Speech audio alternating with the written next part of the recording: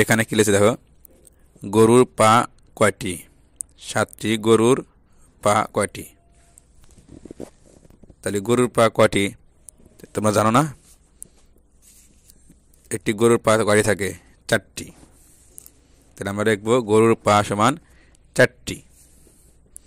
তাহলে একটি গরুর পা 4টি হয়, 7টি গরুর পা কয়টি হবে? বেশি হবে।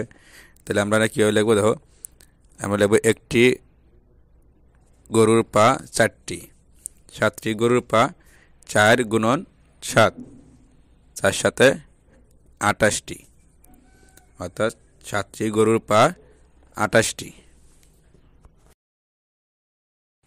দেখো এখানে কি লিখছে, একটি গাড়ির 4টি চাকা রয়েছে, 5টি গাড়ি কতটি চাকা প্রয়োজন?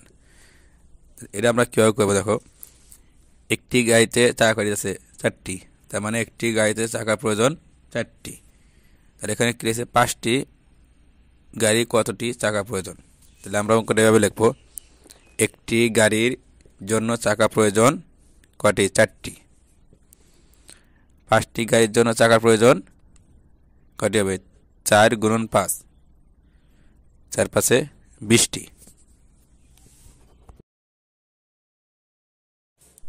প্রিয় ভিউয়ার্স, দ্বিতীয় শ্রেণীর অঙ্ক বিষয়ে ধারাবাহিক ভিডিও পেতে আমাদের চ্যানেলটিকে সাবস্ক্রাইব করে রাখুন এবং আপনার মূল্যবান মতামত কমেন্টের মাধ্যমে জানিয়ে দিন।